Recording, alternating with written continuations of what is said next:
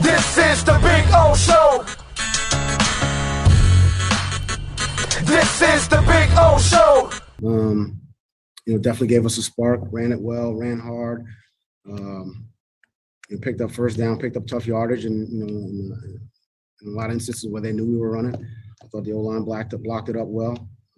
George called a good game for us, and we were able to execute, and I thought he definitely gave us a spark.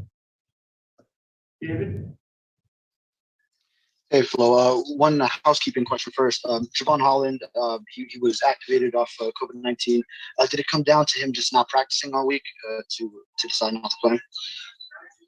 We activated him on a chance that we might be able to get him back from off the COVID list. We weren't able to do that, so that's why he wasn't active today.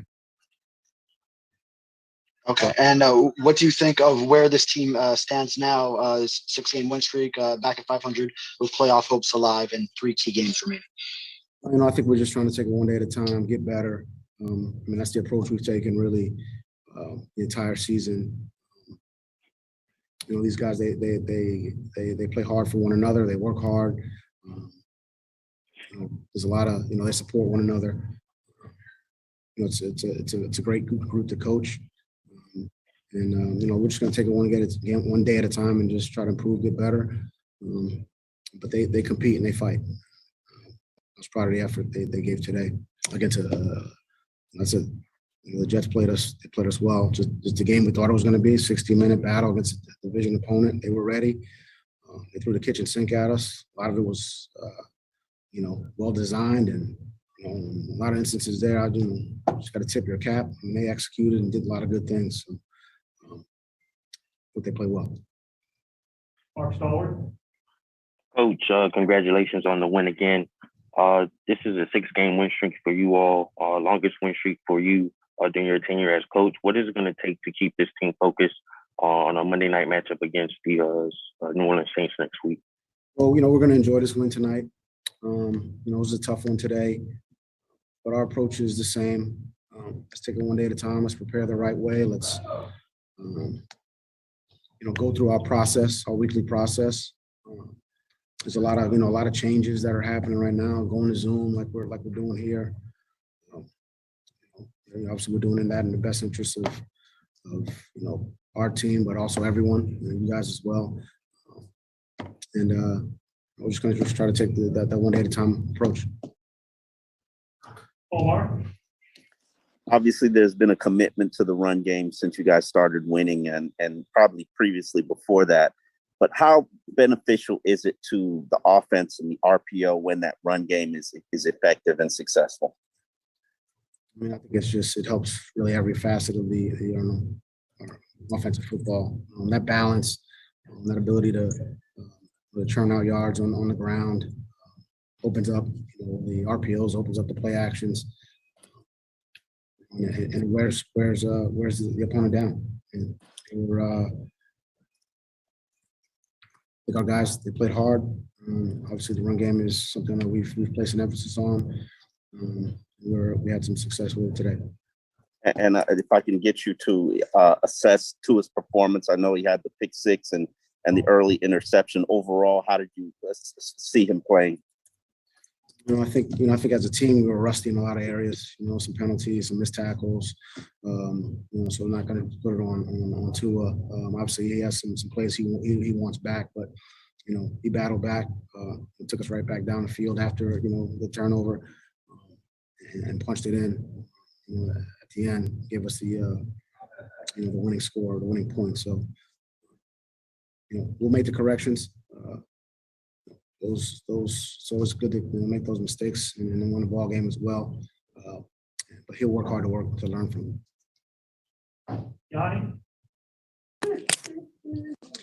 Coach, during this win streak, you guys hadn't been down more than 3 points. Was there any angst being down 10-0 where you could almost say, hey, today's not our day? How were you able to sort of rally through the rough start?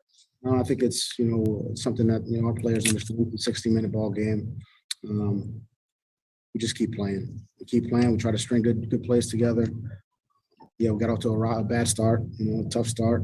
We're down quick. No panic offensively, defensively, or in the kicking game. We know that's a long game.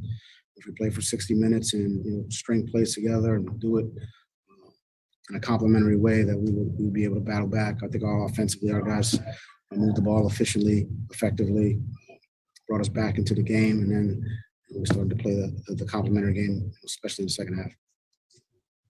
Al?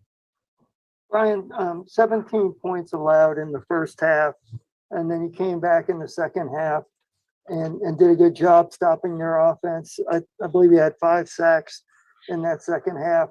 What changed from one half to the other? And was any of the first half performance attributable to rust from the bye? Yeah, I mean, look, give them a lot of credit.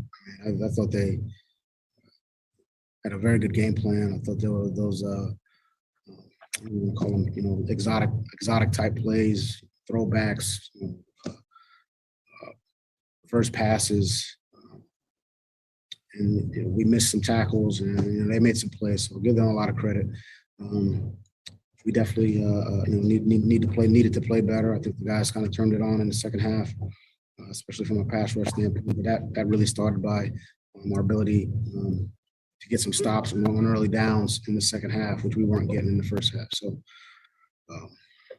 I think our guys made the adjustments. Credit Josh, our defensive staff, making those adjustments at halftime.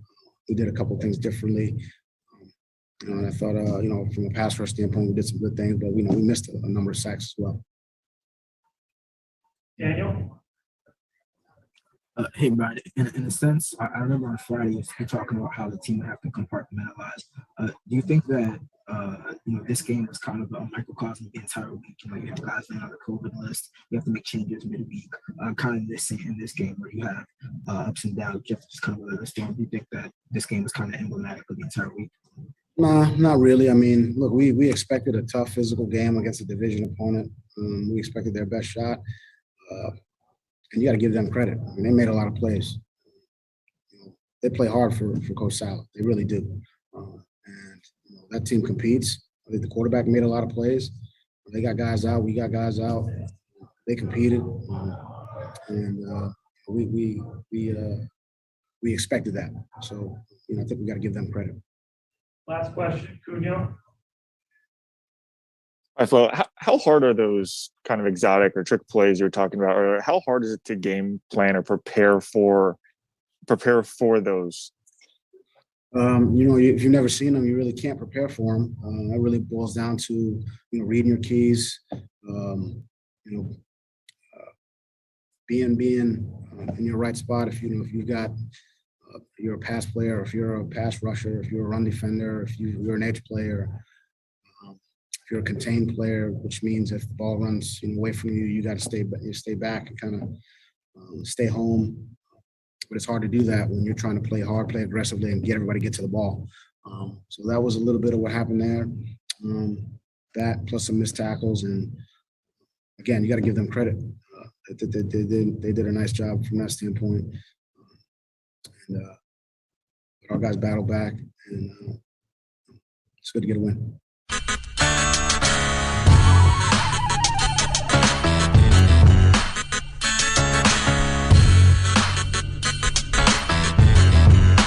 This is the Big O Show. This is the Big O Show.